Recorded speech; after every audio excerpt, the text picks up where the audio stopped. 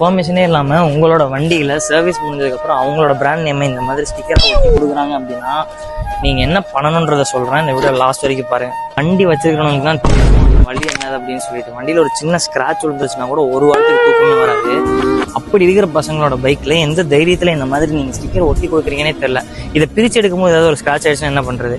நீங்கள் இந்த வண்டியை ஷோரூமில் சர்வீஸ் விடும்போது அப்போவே அவங்க கிட்ட சொல்லிடுங்க என்னோட வண்டியில் எந்த ஸ்டிக்கர் ஒட்ட வேணாம்னு சொல்லிட்டு. அதையும் மீறி அவங்க ஏதாவது ஒரு ஸ்டிக்கர் ஒட்டுறாங்க அப்படின்னா அந்த சர்வீஸ் சென்டர்லேயே அதை பிரித்து கொடுக்க சொல்லுங்கள். அதை பிரித்து கொடுக்கும்போது ஏதாவது ஒரு டேமேஜ் ஏதோ ஒரு ஸ்க்ராட்சோ ஆகிடுச்சுன்னா அதை அவங்களே சரி பண்ணி கொடுக்க சொல்லுங்கள். இப்போ இந்த சென்னை சில்க்ஸ், ஜூடியோ அந்த மாதிரி ஷாப்லாம் நீங்கள் ஏதாவது ஒன்று பர்ச்சேஸ் பண்ணுறீங்கன்னா அவங்க கொடுக்குற அந்த பேக்கில் அவங்களோட பிராண்ட் நேம் இருந்தது அப்படின்னா அந்த பேக் நீங்கள் எந்த காசு கொடுக்க தேவையில்லை, அதை நீங்கள் ஃப்ரீயாகவே வாங்கிக்கலாம்.